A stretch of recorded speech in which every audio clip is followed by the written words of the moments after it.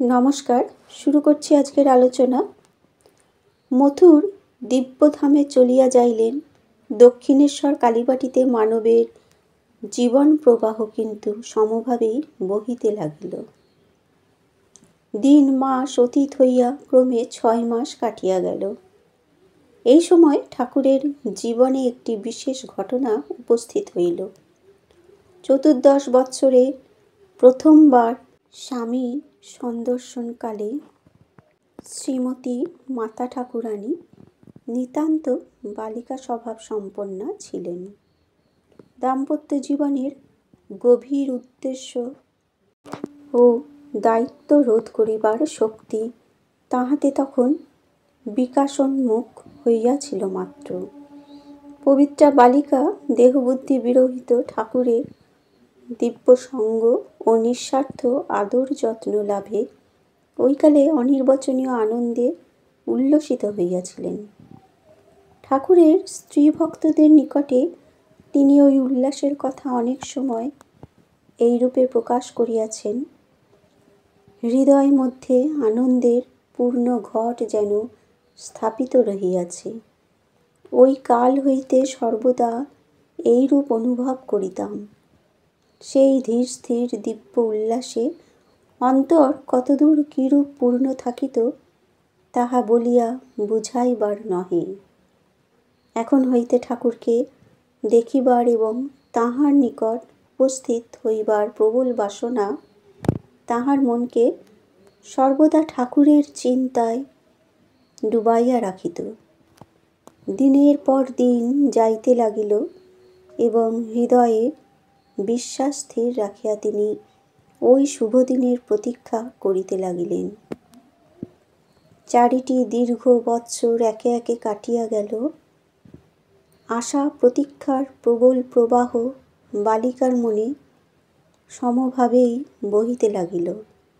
তাহার শরীর কিন্তু মনের ন্যায় সমভাবে থাকিল না। ক্রমে তিনি 18 বর্ষে পদার্পণ করিলেন। দেবতুল্য স্বামীর প্রথম দর্শনে আনন্দ তাহাকে জীবনের দৈনন্দিন সুখ দুঃখ হইতে উচ্চে উঠাইয়া রাখিলেও সংসারে নিরাবিল আনন্দের অবসর কোথায়?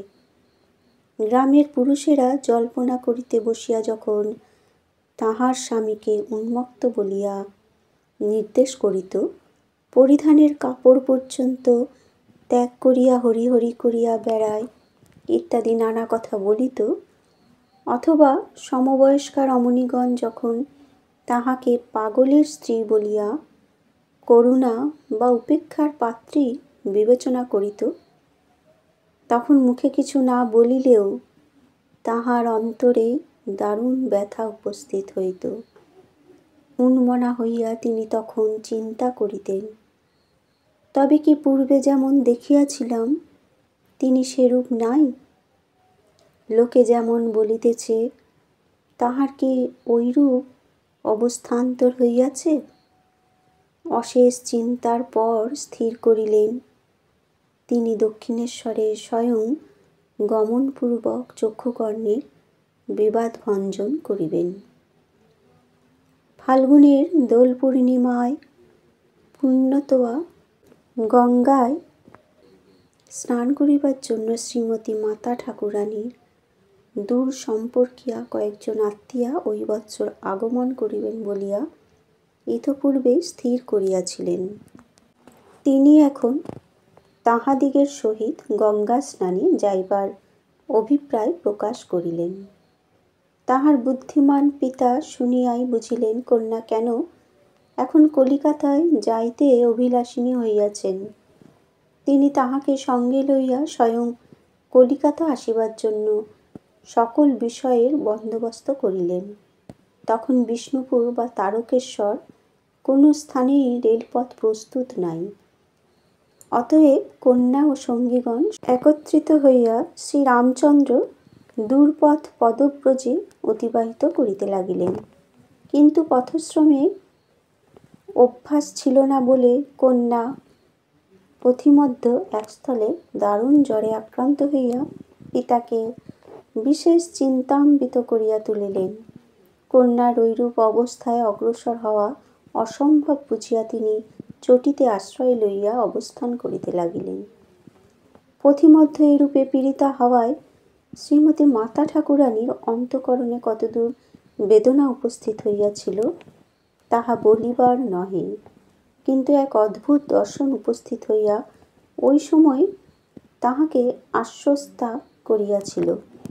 উক্ত দর্শনের কথা তিনি পরে স্ত্রী ভক্তদিগকে কখনো কখনো এইরূপভাবে বলিয়াছিলেন। জ্বরে যখন একেবারে বেহুশ লজ্জা সরমরহিত হইয়া পড়িয়া আছি, তখন দেখিলাম পার্শ্বে একজন রমণী আসিয়া বসিল। মেয়েটির রং কালো, কিন্তু এমন সুন্দর রূপ কখনো দেখি নাই। বসিয়া আমার গায়ে মাথায় হাত বুলাইয়া দিতে লাগিল। এমন নরম ঠান্ডা হাত গায়ে জ্বালা জুড়াইয়া যাইতে লাগিল। জিজ্ঞাসা করিলাম, তুমি কোথা থেকে আসছো গা? রমণী বলিল, আমি দক্ষিণেশ্বর থেকে আসছি। শুনিয়া অবাক হইয়া বলিলাম, দক্ষিণেশ্বর থেকে? আমি মনে করেছিলাম দক্ষিণেশ্বরে যাব, তাঁকে দেখব, তাঁর সেবা করব, কিন্তু পথে জ্বর হওয়ায় আমার ভাগ্যে ওইসব আর হলো না। রমণী বলিল, সে কি, তুমি দক্ষিণেশ্বরে যাবে বই কি, ভালো হয়ে সেখানে যাবে, তাঁকে দেখবে, তোমার জন্যই তো তাঁকে সেখানে আটকে রেখেছি। আমি বলিলাম, বটে, তুমি আমাদের কে হও গা? মেয়েটি বলিল, আমি তোমার বোন হই। আমি বলিলাম, বটে, তাই তুমি এসেছ। এইরূপ কথাবার্তার পরেই ঘুমাইয়া পড়িলাম। প্রাতঃকালে উঠিয়াই শ্রীরামচন্দ্র দেখিলেন কন্যার জ্বর ছাড়িয়া গিয়াছে। পথিমধ্য নিরুপায় হইয়া বসিয়া থাকা অপেক্ষা তিনি তাহাকে লইয়া ধীরে ধীরে পথ অতিবাহন করাই শ্রেয় বিবেচনা করিলেন। কিছু দূর যাইতে না যাইতেই একখানি শিবিকাও পাওয়া গেল।